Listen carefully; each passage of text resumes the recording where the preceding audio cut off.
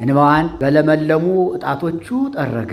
እንዲህ ነው የሚያደርግ። ዘመድ ለሌለው ዘመድ ሙቶበት ወይም ረዳት አጥቶ የሚያለቅሰውን ሁሉ ዛሬም በለመለሙ እጆቹ እንባ ይጠርጋል መድኃኔዓለም። የእሷን ጭንቀትና የእሷን ልቅሶ እያሰቡ የኔንም እንባ አብስልኝ ብለው የሚለምኑትን ዛሬም ያብሳል እንባ። የኢትዮጵያን እንባ ያብስልን መድኃኔዓለም። የኢትዮጵያን ችግር ቸርነቱ ይፍታልን። በቤታችንም ድንግል ማርያም ይህችን ሀገር በቃል ኪዳን የተቀበለች አስራት የተቀበለች በዚህ ጊዜ ነው። በስደቷ ጊዜ ነው። ባለቀሰችበት ጊዜ ነው። በእንባዋን ባፈሰሰችበት ጊዜ ነውና አሁንም ያን እንባዋን እያሰብነ በእሷና በልጇ ፊት የወረደውን እንባ እያሰብነ እያለቀስነ እንለምናት እንማጸናት። እሱንም እንለምነው ለእኛ ብለህ ነው ሰደድ ካልነ ስደቱን እናስበው። እመቤታችንም እናስባት፣ እንባዋን እናስበው።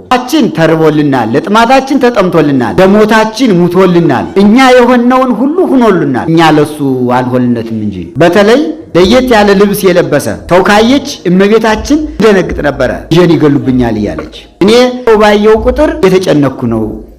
በተለይ ወንድ ልጅ ካየሁኝ ልጄን ይገሉብኛል እያልኩኝ እደነግጣለሁ።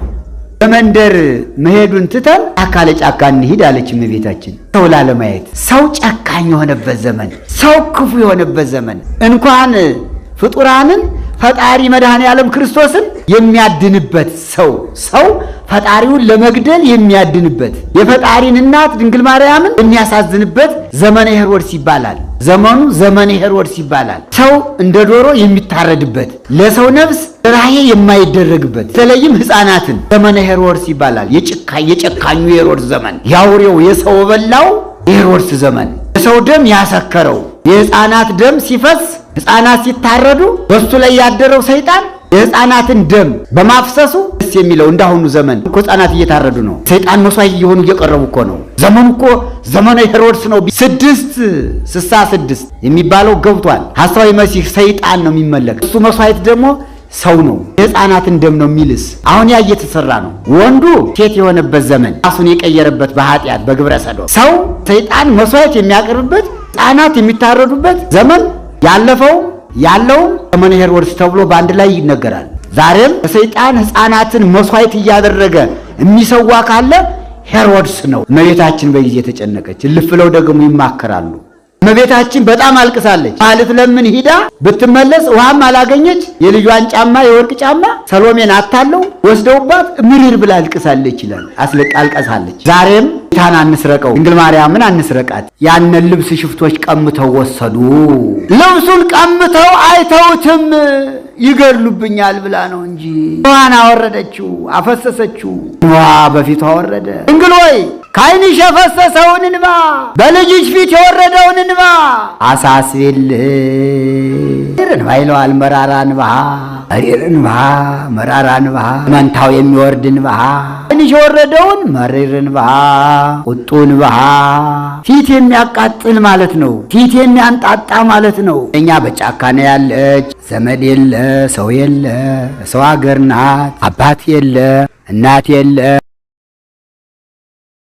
እንደጠበበሽ እኔንም ይጥበበኝ፣ እንደጨነቀሽ እኔንም ይጭነቀኝ፣ እንደከፋሽ እኔንም ይክፋኝ፣ እንዳዘንሽ እኔም ልዘን። ጨካኝ እጅ ሲወድቁ በጣም ያስጨንቃል። ልጄ ልትሞት ነው ልልናያይ ነው ያለች ማልቀስ ጀመረች ይላል። አንድ ጊዜ ታቅፈዋለች፣ አንድ ጊዜ ትስመዋል። ስታቅፈውም በዚህ በመንታው የሚወርደው እንባ በፊቱ ላይ ይወርድ ነበር። ስትስመውም በሁለቱ ጉንጮቿ መንታ ዘለላ እንባ ይወርዱ ነበርና ፊቱ ያጥበው ነበረ። ልጄ ሆይ ደምህ ሲፈስ ከማይ እኔ መጀመሪያ እንድሞት ጸድልኝ ብላም ጠይቃለች። የልጅ ደም ሲፈስ ከማይ እኔ መጀመሪያ ልሞት ብላ ሞትን ለምናለች። የለመነችበት ሰዓት ነው። በቀልዎ ማእከለ ክልኤፈያት። ይህ ነው የትምህርታችን ርዕስ። በሁለቱ ሽፍቶች መካከል ሰቀሉት።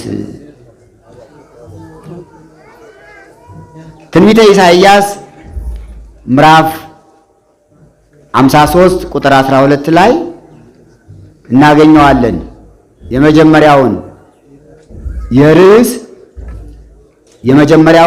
ኃይለ ቃል የርዕሱን ኃይለ ቃል እንዲህ ይላል ነቢዩ ተወለቆ ምስለ ይጎያን ከሽፍቶች ጋር አብሮ ተቆጠረ። ከሽፍቶች ጋር አብሮ ዋለ። ከሽፍቶች ጋር አብሮ ተሰቀለ። ከወንበዴዎች ጋር አብሮ ተሰደበ። ከወንጀለኞች ጋራ ወንጀለኛ ተባለ። ከሽፍቶች ጋራ ሽፍታ ተባለ ይላል። ትንቢት ነው። መድኃኔ ዓለም ክርስቶስ ከሁለት ሽፍቶች መካከል እንደሚሰቀል ከነቢያት አንዱ ነቢየ እግዚአብሔር ታላቁ ነቢይ ኢሳይያስ በመጽሐፉ እንዲህ ብሎ ጻፈ፣ በአንደበቱም እንዲህ ብሎ ተናገረ።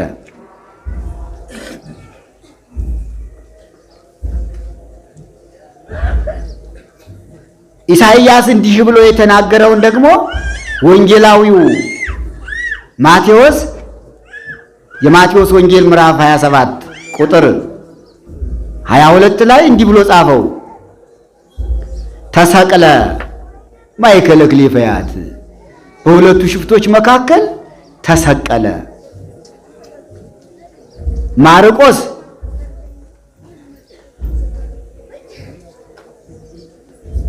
እንደ ኢሳይያስ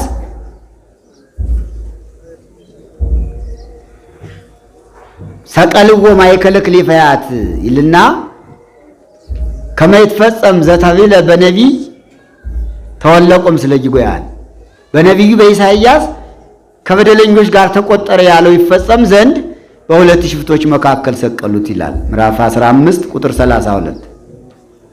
ቅዱስ ሉቃስም በወንጌሉ ወበጺሖሙ ብሔረ ዘስሙ ቀራንዮ፣ ቀራንዮ ከሚባል ቦታ በደረሱ ጊዜ ሰቀልዎ ማእከለ ክሊፈያት፣ በሁለት ሽፍቶች መካከል ሰቀሉት ይላል። የሉቃስ ወንጌል ምዕራፍ 23 ቁጥር 32። የዮሐንስ ወንጌል ምዕራፍ 19 ቁጥር 20 ላይም ተሰቅለ ማእከለ ክሊፈያት፣ በሁለት ሽፍቶች መካከል ተሰቀለ ይላል። ሊቁ ዮሐንስ አፈወርቅ በቅዳሴው ሰቀልዎ ከመ እቡስ ማእከለ ክሊፈያት፣ እንደ ሽፍታ እንደ ወንበዴ በሁለት ሽፍቶች መካከል ሰቀሉት። ተወለቆም ስለ ጅጎያን ከመ ይደምረነ ምስለ ነፍሰ ጻድቃን፣ እኛን ከጻድቃን ነፍስ ጋራ ሊቆጥረን ወዶ እሱ ከሽፍቶች ጋር ተሰቀለ። ከሽፍቶች ጋር የተሰቀለበትን ምስጢር ሲገልጠው እኛን ከጻድቃን ጋራ አብሮ ለማኖር እሱ ከሽፍቶች ጋር ዋለ። እኛን ከጻድቃን ጋር ለማዋል እኛ ከጻድቃን ጋር እንድንቆጠር እሱ ከሽፍቶች ጋር ተቆጠረ ይላል። ሽፍቶችን ሁለቱን ሽፍቶች ስናነሳ ወደ ስደቱ ታሪክ እንሄዳለን። መድኃኔ ዓለም ክርስቶስን አይሁድ በሁለት ሽፍቶች መካከል የሰቀሉበት ምስጢር አለ። አንደኛው ለማሳሳት ነው ይላል። ለምንድን ነው ይህ በቀኝ የተሰቀለው? ምንድን ነው? ሽፍታ። በግራ የተሰቀለውስ ሽፍታ፣ የመካከለኛውስ ሽፍታ ለማለት፣ ለማሳሳት፣ ለመለወጥ።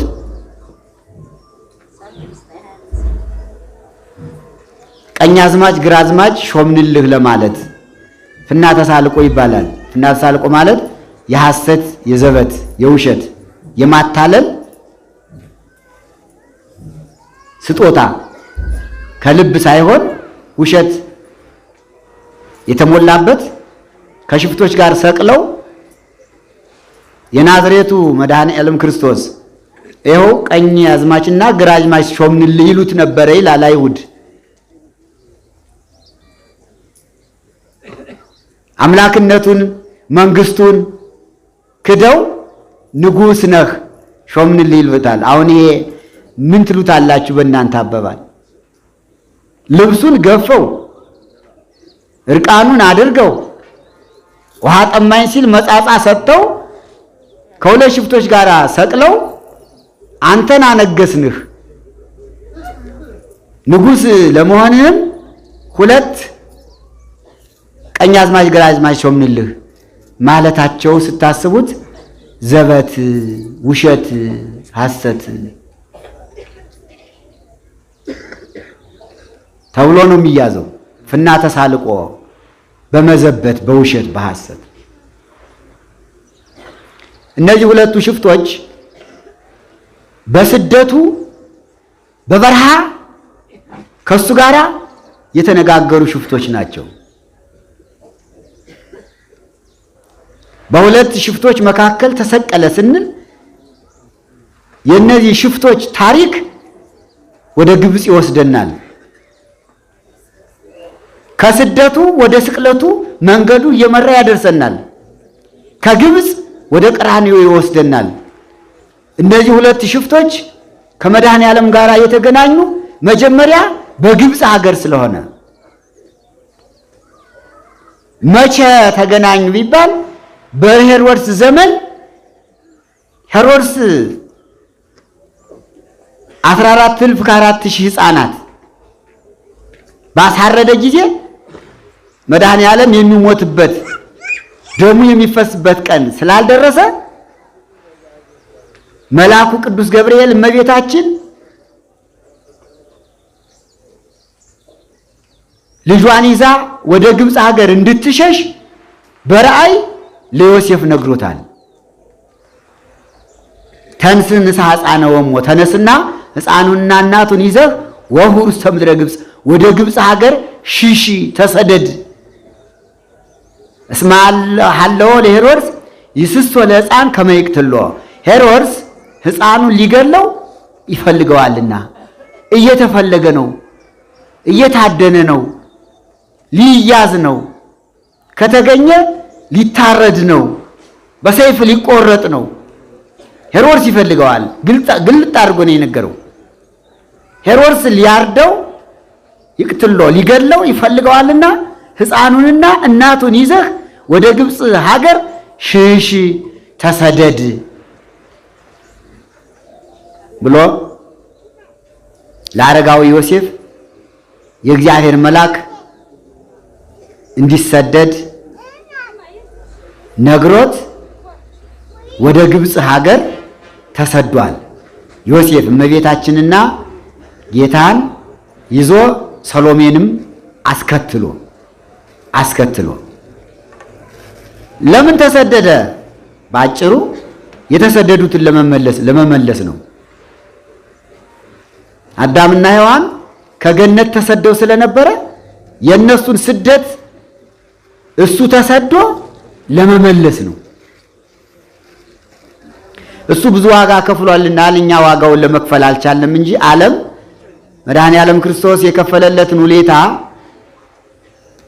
አልከፈለውም እንጂ ለስደታችን ተሰዶልናል፣ ለራባችን ተርቦልናል፣ ለጥማታችን ተጠምቶልናል፣ ለሞታችን ሙቶልናል። እኛ የሆነውን ሁሉ ሆኖልናል። እኛ ለሱ አልሆንነትም እንጂ በዚህ ምክንያት ወደ ግብጽ ተሰደደ። ወደ ግብጽ የተሰደደበት ምስጢር አለው። ዘመኑ ዘመነ ጽጌ ስለሆነ እሑድ እሑድ በየቤተ ክርስቲያኑ ስለሚሰጥ ታሪኩን እዚያ እንማረዋለን። ሙሉውን የስደቱን ታሪክ አይደለም የምንማር።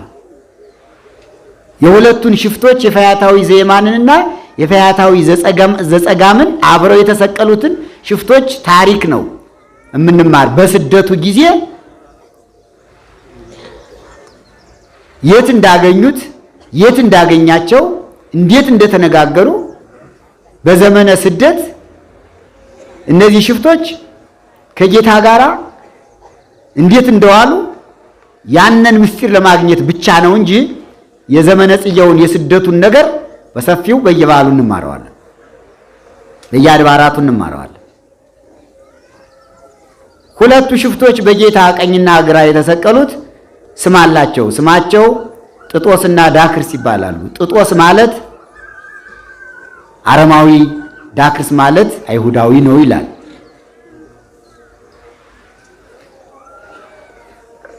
ሁለቱ ሽፍቶች በጣም የታወቁ አገር ያወቃቸው ፀሐይ የሞቃቸው አሳዳጆች፣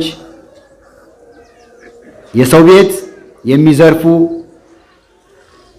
ቤት የሚሰብሩ፣ ቋንጃ የሚቆርጡ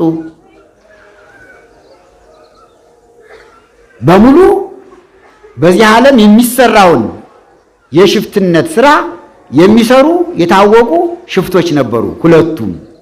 ሁለቱም መኖሪያቸው ጫካ ነው፣ በረሃ ነው። በረሃ ሲባል ደግሞ አንድ አካባቢ በረሃ አይደለም። በተለያየ ቦታ እየሄዱ ያድናሉ። በተለያየ ቦታ በጫካ እየሄዱ ይኖራሉ። የሰረቁትን ወደ ጫካ ይወስዳሉ፣ ያስቀምጣሉ። በተለይ በሲና በረሃ ብዙ ጊዜ ያሳልፉ ነበር ይላል ታሪካቸው። ከኢየሩሳሌም እስከ ግብጽ ድረስ በኢየሩሳሌምና በግብጽ መካከል የሲና በረሃ አለ። ሲና አሸዋው ከባድ ነው፣ አስጥሞ ያስቀራል አሸዋው። ሐሩሩም ከባድ ነው፣ ፀሐዩ የሚያስጨንቅ ነው።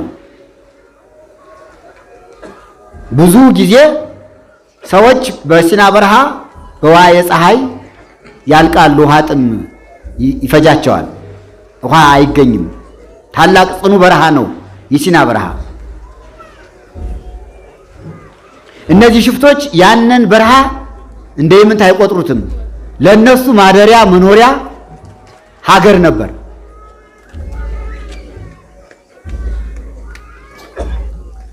መልአኩ ቅዱስ ገብርኤል ለዮሴፍ ሕፃኑንና እናቱን ይዘህ ወደ ግብጽ ሀገር ሽሽ ተሰደድ እንዳለው በሌሊት እመቤታችን መድኃኔ ዓለም ክርስቶስን አዝላ ወደ ግብጽ ሀገር ተሰደደች። ዮሴፍንና ሰሎሜን አስከትላ ከሲና በረሃ ደረሰች። ከሲና በረሃ መጠለያ የለም። በሲና በረሃ የቀኑ ፀሐይ እንደ እሳት ይፈጃል። የሌሊቱ ብርድ ቅዝቃዜ ደግሞ እንደ በረዶ ይቆረጥማል።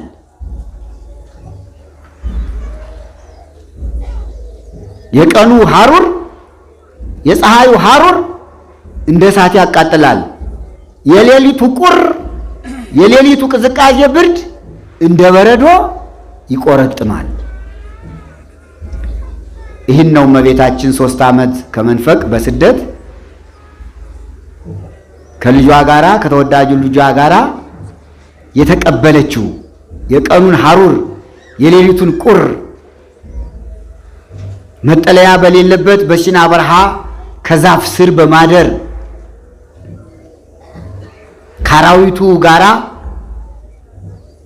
ካናብስቱ ካናምርቱ ጋራ በማደር አንበሶች ይሻላሉ፣ ነብሮች ይሻላሉ ከሰው ከሄሮድስ እነሱ ተሽለው ሄሮድስ ሲያሳድዳቸው አንበሶች ነብሮች ግን አክብረው ተቀበሏቸው ይላል መጽሐፍ። ከሰው እንስሳት ይሻላሉ፣ ከሰው አራዊት ይሻላሉ። አሁንም እኮ ሰውን ቀባሪ ሲያጣ አራዊቱ ናቸው ለሰው መቃብር የሚቀብሩት ብዙ ሰው። እነሱ አንዳንድ ጊዜ እግዚአብሔር ለፈቀደለት ለቅዱሳን በበረሃ ሲሞቱ አንበሶቹ ጉድጓድ ቆፍሮ ይቀብራሉ። ጉድጓድ ቆፍረው ሊቀብሩት ላልተፈቀደለት ደግሞ በሆዳቸው ይቀብራሉ። ይሻላሉ አይሻሉም? ይበላሉ። ጥሩ እኮ ነው። አስከሬን ወድቆ ከሚቀር በከርሰ አራዊት ቢቀበር ይሻላል አይሻልም? ሰው እየገደለ ጥሎት ይሄዳል። አራዊት ደግሞ ይቀብሩታል፣ በሆዳቸው ያስቀምጡታል እስከሚሞቱ ድረስ። ሲሞቱ የነሱም ስጋ አመድ ትቢያ ሆኖ ስለሚቀር አይነሳም። የሰው ስጋ ግን ይነሳል ኋላ። አውሬም ቢበለው ሰው እንደወደቀ አይቀርም። ትንሣኤ አለው፣ ይነሳል።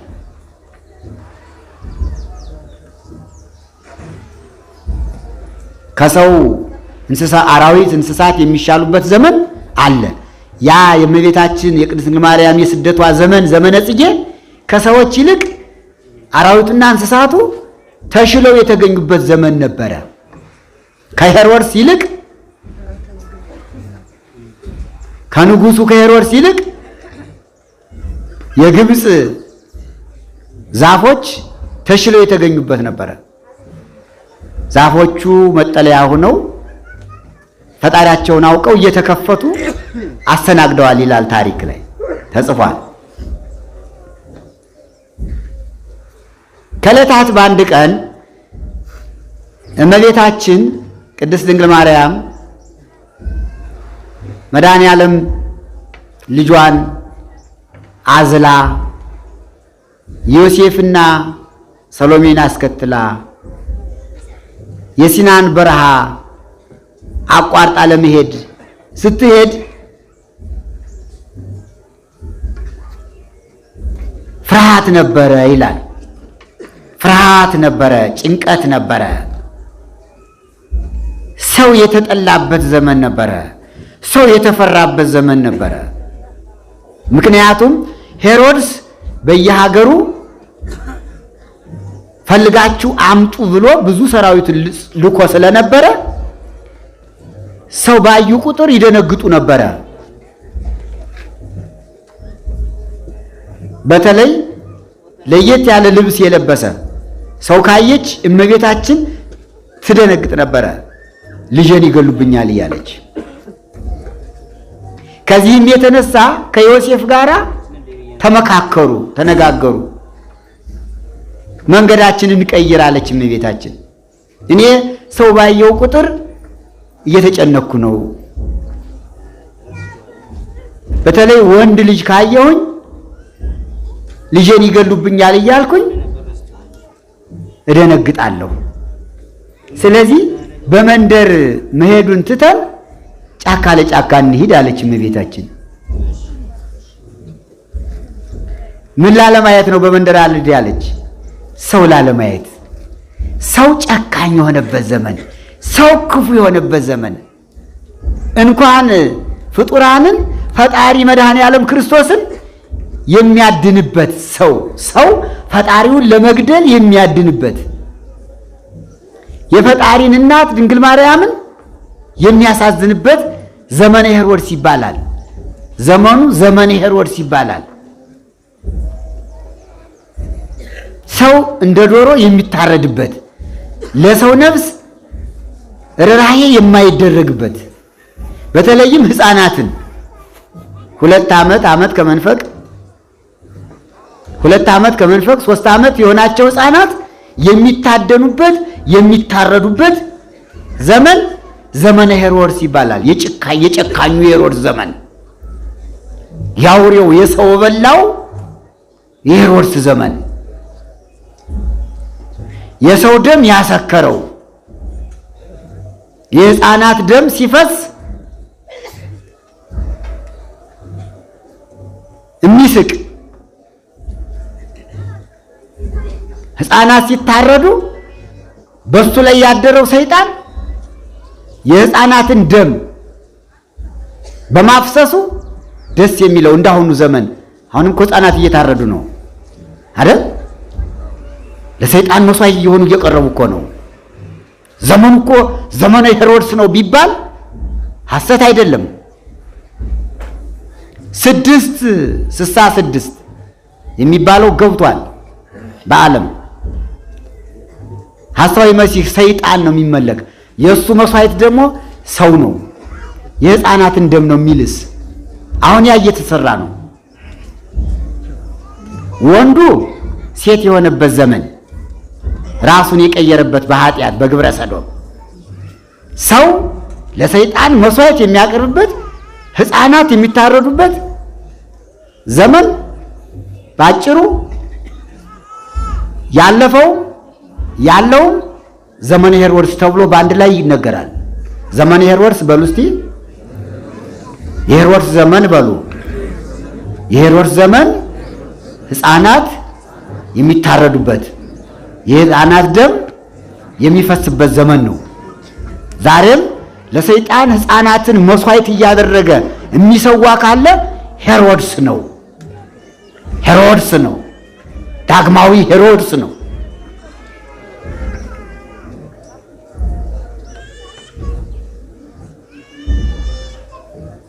እግዚአብሔር መድኃኔ ዓለም ክርስቶስ በዚህ ዘመን በሄሮድስ ዘመን ነው ተሰዶ ግብፅ በረሃ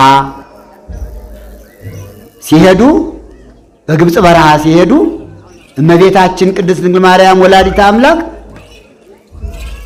ሰውን ስታይ እንደ አውሬ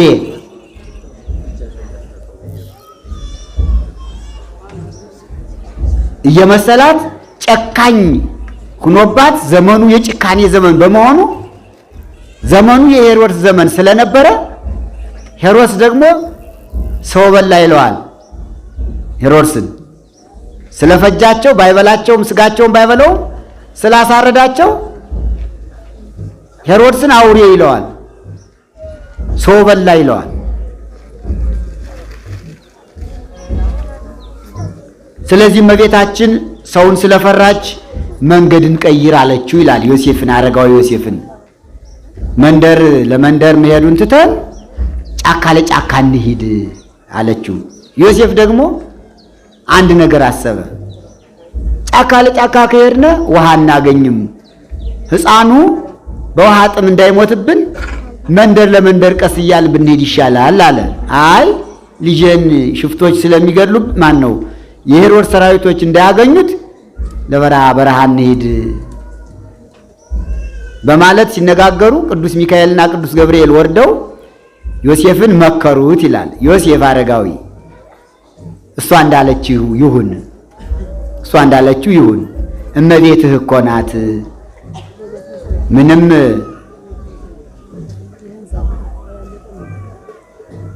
ብትሰደድም ዘመኑ የሄሮድስ ዘመን ሆኖ ብትሰደድም ያዘለችው ፈጣሪህ አምላክ ነው፣ እሷም የአምላክ እናት ናትና የምትልህን ስማ፣ ትእዛዟን አክብር፣ ተቀበል አለው። እሺ አለ። ሁላችንም የእመቤታችን ትእዛዝ ለማክበር ልባችን ርሩ ያደርግልን። ብዙ ሰው ከእመቤታችን እየራቀ ነውና አማላጅነቷን ወላዲተ አምላክ መሆኗን ብዙ ሰው እየካደ ስለሆነ ሁሉም ሰው ልቡናው ተመልሶ በአማላጅነቷ በቃል ኪዳኗ በረከት እንዲያገኝ የአምላካችን ቅዱስ ፈቃዱ ይሁንልን። አሜን። እዚህ በኋላ በረሃ ለበረሃ ሲሄዱ መንገዱ ተቀየረና መንደሩ ቀርቶ ወደ በረሃ ሲሄዱ በረሃኞች ሽፍቶች ከዚያ ተገኙ። ችግር ሲመጣ ይደራረባል። አንዳንድ ጊዜ ችግር ይደራረባል። ከአንዱ ችግር ላይ አንዱን ችግር አልፋለሁ ሲሉ የከበደ ችግር ይመጣና ያስጨንቃል።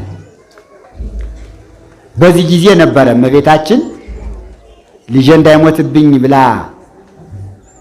በረሃ ለበረሃ ጫካ ለጫካ ሲሄዱ ሁለት ሽፍቶች አገኟቸው። ሁለት ሽፍቶች አገኟቸው። እነዚህ ሁለቱ ሽፍቶች ጥጦስና ዳክርስ ናቸው። ከመድኃኔ ዓለም በቀኝና በግራ የተሰቀሉት ሁለቱ ሽፍቶች በግብፅ በረሃ እያደኑ እየቀሙ እየፈለጉ ሲመላለሱ በድንገት ከጫካው ውስጥ ተገናኙ። ስታያቸው እመቤታችን ደነገጠች። ከሽፍታ አምልጦ ሽፍታ በሽፍታ እጅ መውደቅ እንደሚታወቀው በጣም ከባድ ነው። የሚፈለገው ሕፃኑ ነው፣ ያዘለችው ሕፃኑ ነው የሚፈለግና ቀጥታ ማምለጥ ከማይቻልበት ጫካ ላይ በሽፍቶች እጅ ወደቁ ይላል። እመቤታችን ደነገጠች፣ አለቀሰች፣ አዘነች። የልጅን ነገር ታውቁታላችሁ እናቶች። እነሱ አንድ ነገር ተናገሩ ይላል ሁለቱ ሽፍቶች። እስከ ዛሬ ድረስ ስንፈልጋችሁ ሰንብተን 6 ቀን እናንተ ለማግኘት ደክመን ነበረ። ዛሬ ግን እግዚአብሔር ከእጃችን ጣላቸው አሏቸው። አያችሁ፣ ለካ ሽፍታም እግዚአብሔርን ይጠራል። እግዚአብሔር ከእጃችን ጣላችሁ።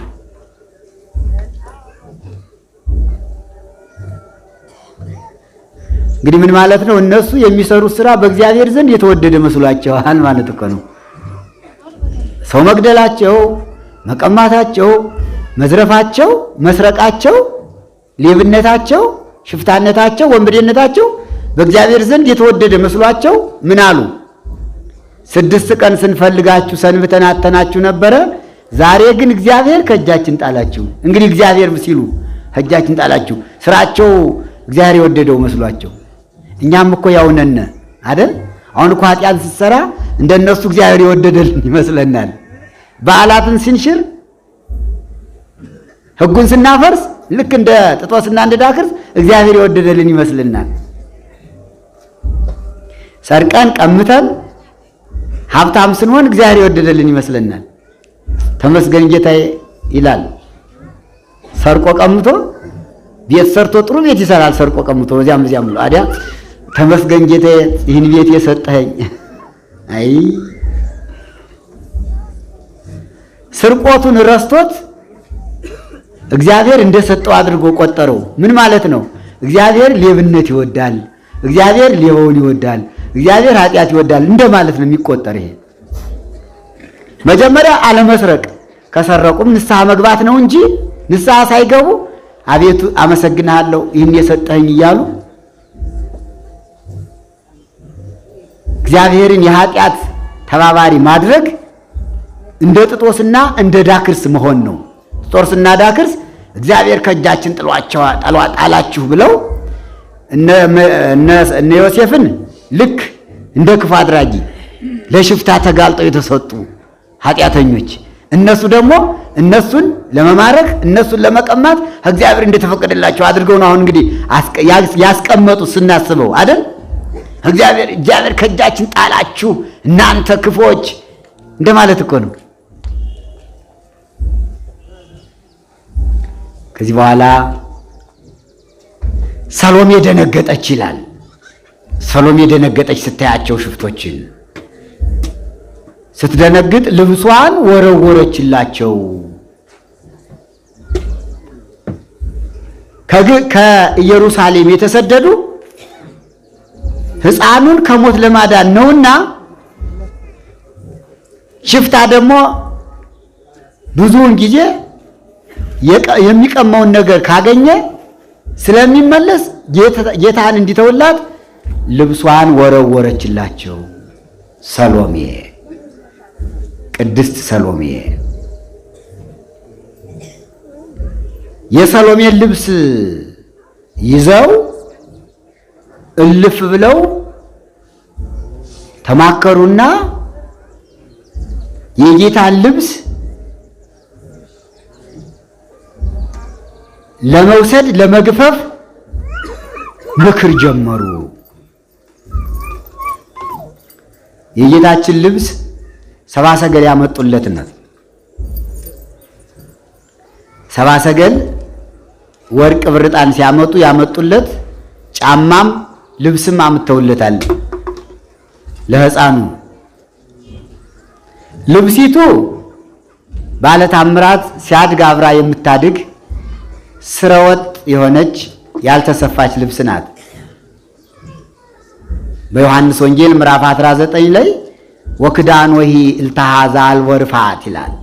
ስፌት የሌላት ስረወጥ የሆነች ቀሚሱን ግን ይቤሉ ኢንስጥጥ ወይ ንግምድ አንቅደደው፣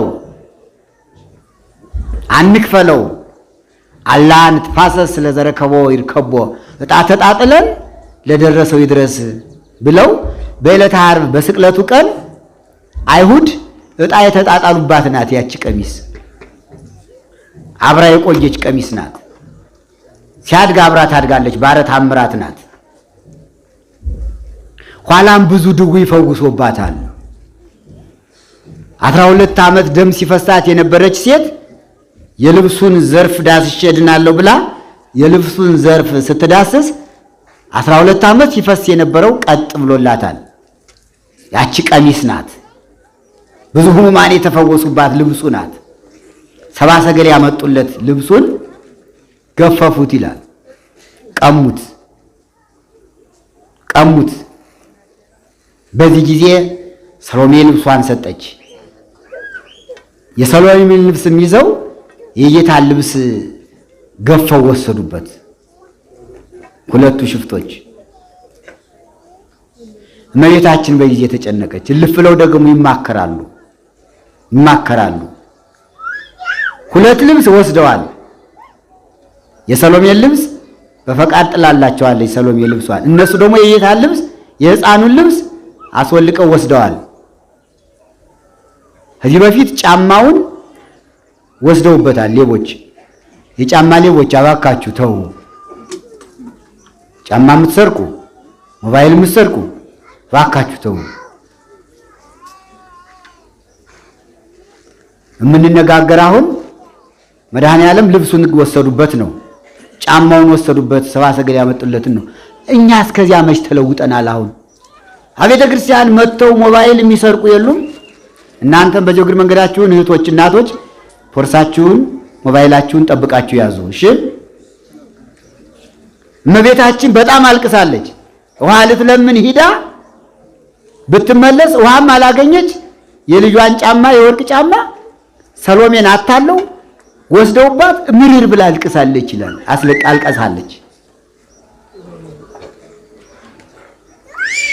ዛሬም ጌታን አንስረቀው፣ ድንግል ማርያምን አንስረቃት። ምን ማለት ነው? ቤተ ክርስቲያን መጥቶ መስረቅ መድኃኔዓለምን መስረቅ ነው። ልክ የግብፅ ሰዎች ጫማውን ሰርቀው እንደወሰዱበት እኛም ዛሬ ጫማ፣ ሞባይል የምንሰርቅ ከሆነ ከዚሁ መተን ጌታን እየሰረቅነው ነው። ድንግል ማርያምን እየሰረቅናት ነው። አደራ። አሁንም ያለ ካለ የሚሰርቅ ለመሰርቅ የመጣ ካለ መድኃኔዓለምን ነው የሰረክ፣ ድንግል ማርያምን ነው የሰረቅነ ሌላ እንዳይመስላችሁ። የሰዎችን ሞባይል አይደለም የወሰዳችሁ፣ የፈጣሪን ገንዘብ ነው የወሰዳችሁ። ከዚህ ውስጥ ያለው ሁሉ የእግዚአብሔር ነው፣ አይሰረቅም፣ ነውር ነው። መስረቅ ኃጢአት ነው። አትስረቁ። ደጎማ የከለክል የፈያት በሁለቱ ሽፍቶች መካከል ሰቀሉት ነውና ሁለቱ ሽፍቶች ፈያታዊ ዘይማና ፈያታዊ ዘጸጋም እመቤታችን ሕፃኑን አዝላ መድኃኔዓለም ክርስቶስን ከዮሴፍ ጋር ስትሄድ በበረሃ አግኝተው ልብሱን ገፈፉት ነው እና ምን ላይ ነበር ያቆምነው? እባካችሁ ዛሬ ጫማ መስረቅ፣ ሞባይል መስረቅ ከቤተ ክርስቲያን መጥቶም ቢሆን ከሌላም ቦታ ቢሆን መስረቅ፣ በተለይ ከቤተ ክርስቲያን መጥቶ መስረቅ እመቤታችን ድንግል ማርያምን እንደ መስረቅ ይቆጠራል። መድኃኔዓለምን እንደ መስረቅ ይቆጠርባችኋል። እንደ ግብፃውያን ሽፍቶች እንዳንሆን አደራ፣ እጃችን ይሰብሰብ፣ ከመስረቅ እጃችን እናርቅ ነው። እናታችን ጥላ ሰጥተዋል። እግዚአብሔር ይስጥልን። እልል በሉላቸው፣ እግዚአብሔርን አመስግኑላቸው። ትልቅ ታምር ግን እግዚአብሔር አምላክ መድኃኔዓለም ክርስቶስ እንደ ሰውነቱ በአጭር ቁመት በጠባብ ደረት ተወስኖ ቢሰደድም እንደ አምላክነቱ ግን ክፉን የሚያራራ ንፉጉን ለጋስ የሚያደርግ ጨካኙን ርኅሩህ የሚያደርግ ልቡናን የፈጠረ ነውና በዚያ መካከል አንድ ታምር ታየ ይላል። አንድ ታምር ታየ። በጭንቀት መካከል መረጋጋትን፣ በሐዘን ጊዜ ደስታን፣ በጦርነት ጊዜ ሰላምን፣ ማረጋጋትን የመስጠት ስልጣን የባህሪ ገንዘቡ ነውና እዚህ ላይ አንድ ታምር ታየ። ሰሎሜ ልብሷን ሰጠች። ሁለቱ ሽፍቶች መጥተው ልብሱን ቀሙት። በዚህ ጊዜ እመቤታችን አዘነች፣ አለቀሰች፣ ተጨነቀች። መቀየሪያ ልብስ አልያዘችም ነበርና ምንም የባህሪ አምላክ ቢሆን ግዘ ሕፃናትን አላፋለሰምና የ2 ዓመት የ3 ዓመት ሕፃን ነውና ሰብአ ሰገል ያመጡለት ቀሚስ ልብስ ነበረችና ያንን ልብስ ሽፍቶች ቀምተው ወሰዱ።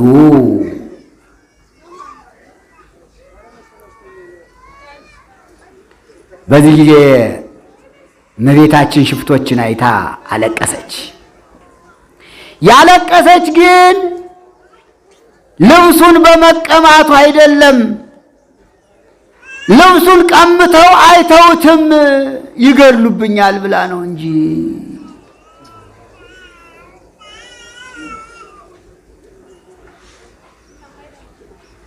እንባዋን አወረደችው፣ አፈሰሰችው።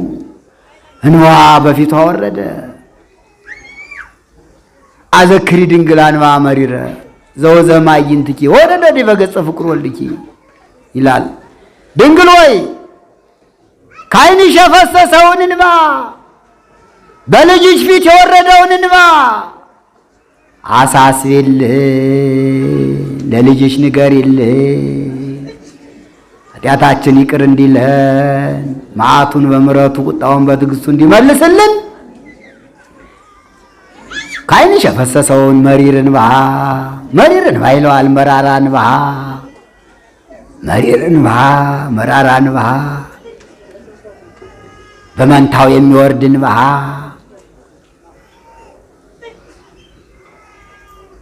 መራራ ይለዋል። እንባዋን የድንግል ማርያምን እንባ መራራ ይለዋል ለይቶ መጽሐፍ። አዘክሪ ድንግል አሳስቢ አንባ መሪረ ዘውዘማ ይንትኪ ከዓይንሽ የወረደውን መሪር እንባ፣ ቁጡ እንባ፣ ፊት የሚያቃጥል ማለት ነው። ፊት የሚያንጣጣ ማለት ነው። እንባ ሲበዛ ዓይን ያፈዛል። ዓይናችን ውሃ ነው። ወርዶ ወርዶ ያልቃል፣ ማምቶ ያልቃል። ይሄ ውስጡ ውሃ ነው እና እመቤታችን አንደኛ በጫካ ነው ያለች፣ ዘመድ የለ፣ ሰው የለ፣ ሰው ሀገር ናት። አባት የለ፣ እናት የለ። ማርያም ተወዳጁ ልጇን መድኃኔዓለምን ይዛ ወደ ግብፅ ሀገር ስትሰደድ ሁለቱ ሽፍቶች ጥጦስና ዳክርስ በበረሃ አግኝተው ሰሎሜ ልብሷን ጣለችላቸው። የጌታን ልብሱን ገፈው ቀምተው ሄዱ። በዚህ ጊዜ እመቤታችን አዘነች፣ ልጄን ይገድሉብኛል ብላ። ምክንያቱም ቦታው ጫካ በረሃ ነው፣ ሰው የለም፣ ዘመድ የለም፣ የሰው ሀገር ነው። የሰው ሀገር ሰዎች ናቸው። ያገኟቸው ደግሞ ጨካኞች ሽፍቶች ናቸውና እመቤታችን በዚህ ጊዜ አለቀሰች፣ አዘነች።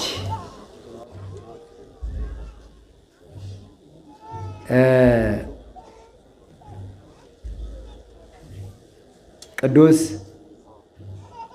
ቴዎፍሎስ ስለ እመቤታችን ስደት በታምር ጽፏል። ያንን ታምር ደግሞ አንዱ አባት ሰቆቃወ ድንግል የሚል ድርሰት ደርሶ የ3 ዓመት ከመንፈቅ ስደቷን፣ ሐዘኗን፣ ልቅሷን ጽፎት 50 ቁጥር ያለው ነውና በዚህ በዘመነ ጽጌ ይደረሳል።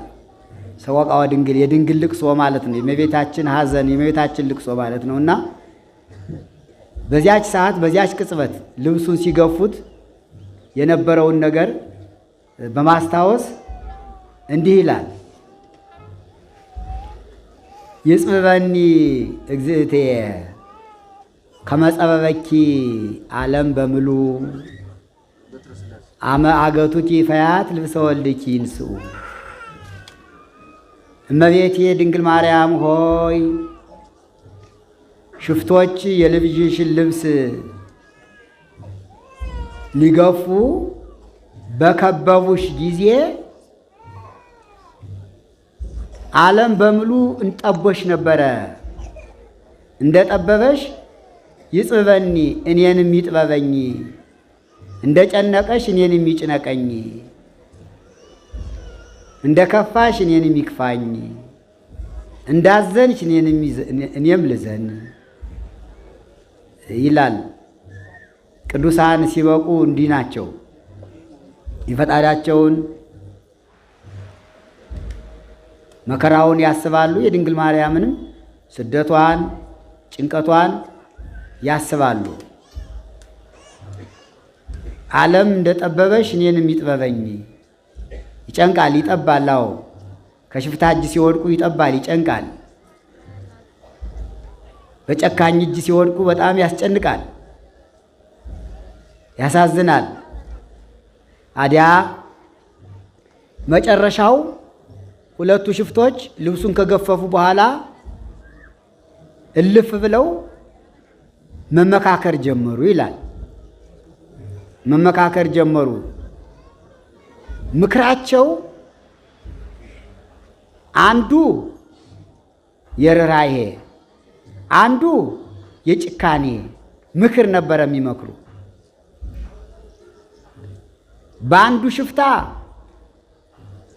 መድኃኔዓለም ክርስቶስ ርኅራኄን አሳድሮበት የርኅራኄ ሐሳብ አፈለቀ፣ ጥሩ ምክር አሰበ። አንዱ ደግሞ ጨካኙ አይሆንም በማለት ሁለቱ መከራከር ሲጀምሩ እመቤታችን ሌባ የቀማውን ቀምቶ ይሄዳል እንጂ አዩኝ አላዩኝ ይላል እንጂ እንዴት ቁመው ይማከራሉ? እነዚህማ ልብሱን ገፈው እሱን ሊገድሉት እየተማከሩ ነው፣ ሊገድሉት ነው። ልጄ የቀኑን ሐሩር የሌሊቱን ቁር እየተቀበልኩ በረሃ ለበረሃ የምኳትን ከሞት ላላድን ነውን? ስደቴ ከንቱ ቀረ? ሩጫዬ ጭንቀቴ አንተን ላለማዳን ነው? ነገሩ አለቀ ማለት ነው? ከሄሮድስ እጅ አመለጥክ ስል እዚህ በረሃ መቅረትህ ነው አለችና ከፍ አድርጋ አይኑን እያየች እንዲህ አድርጋ ልጄ ልትሞት ነው? ልንለያይ ነው? ያለች ማልቀስ ጀመረች ይላል። በዚህ ጊዜ አንድ ጊዜ ታቅፈዋለች፣ አንድ ጊዜ ትስመዋለች። ስታቅፈውም በዚህ በመንታው የሚወርደው እንባ በፊቱ ላይ ይወርድ ነበር። ስትስመውም በሁለቱ ጉንጮቿ መንታ መንታ ዘለላ እንባ ይወርዱ ነበርና ፊቱን ያጥበው ነበረ። ይህንን ነው ቅድም አባ ሕርያቆስ በቅዳሴ ማርያም የተናገሩትን አዘክሪ ድንግል አንባ መሪረ፣ ድንግል መራራውን እንባሽን አሳስፊልን። ከአንቺ ዓይን የወረደው እንባ የእኛን ኃጢአት የሚያጥብ ይሁንልን፣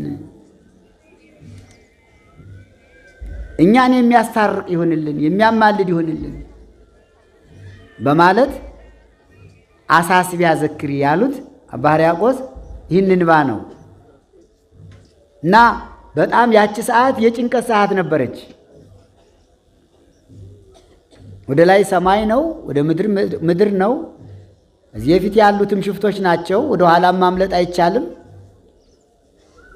ወደ ኋላም መሸሽ አይቻልም። በጣም አስጨናቂ ሰዓት፣ የችግር ሰዓት፣ የጭንቅ ሰዓት፣ እናትና ልጅ የሚለያዩበት ሰዓት፣ ደግሞ ሽፍታ ሲገድል በሰይፍ ስለሚገድል ሄሮድስም ሕፃናትን ያስፈጃጀው በሰይፍ ስለነበረ ከፊቷ ላይ ልጇ ሲታረድ ማየት ከባድ ነበረ።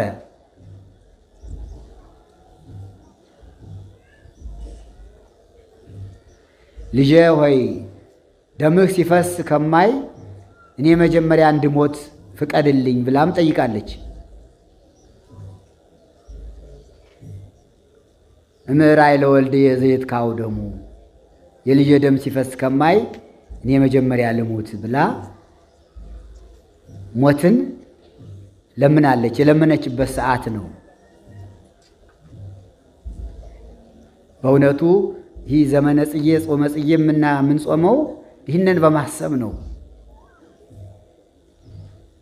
የአምላክ እናት ወላዲተ አምላክ ያለቀሰችበት፣ ያዘነችበት፣ የተጨነቀችበት ዘመን ስለሆነ ያን እያሰብን ነው ስንጾምም ስንጸልይም ስናዝንም። ያ ሁሉ ግን ለእኛ ነው። ስደቱም ለእኛ ነው፣ ስደቷም ለእኛ ነው። ለማን ተሰደደ? ለእኛ ነው። እሷም የተሰደደች ለእኛ ነው። እና በዚያ ሰዓት ቁመው ሲማከሩ መድኃኔ ዓለም ክርስቶስ ሕፃን ነውና መለስ አለና እናቴ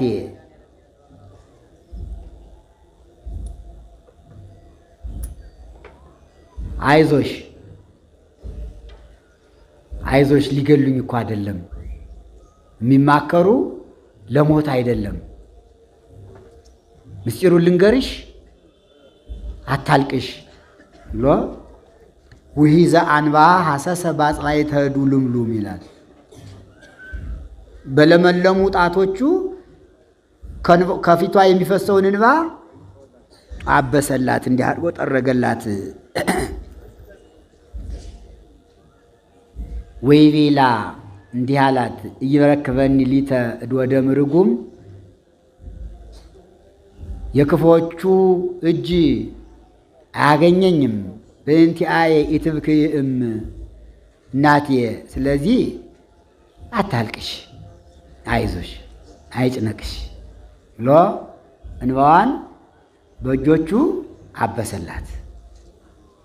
ካበሰ በኋላ ምክንያቱም እንዲያ ነው እኮ የ3 ዓመት ነው፣ ሕፃን ነው።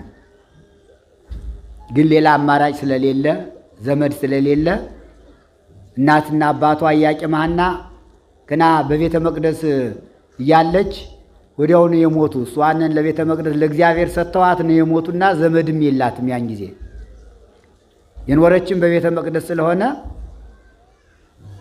የዓለሙንም ሁኔታ አታውቀውም፣ የጨካኞችንም ሁኔታ አታውቅም።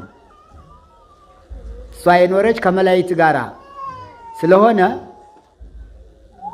በዓለም ያለውን ክፉውን ነገር ሁሉ አታውቀውም እመቤታችን። በዚህ ጊዜ ነው እንባዋን በለመለሙ ጣቶቹ ጠረገ። እንዲህ ነው የሚያደርግ። ዘመድ ለሌለው ዘመድ ሙቶበት ወይም ረዳት አጥቶ የሚያለቅሰውን ሁሉ ዛሬም በለመለሙ እጆቹ እንባ ይጠርጋል መድኃኔ ዓለም።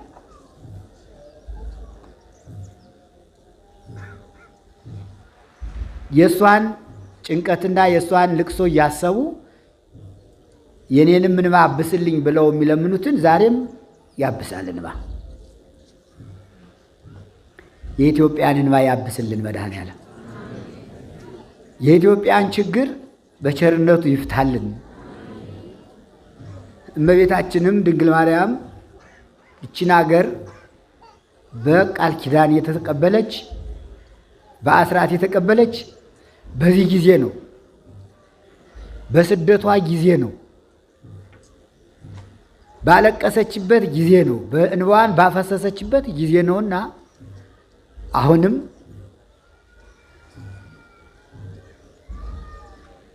ያንን እንባዋን እያሰብነ በእሷና በልጇ ፊት የወረደውን እንባ እያሰብነ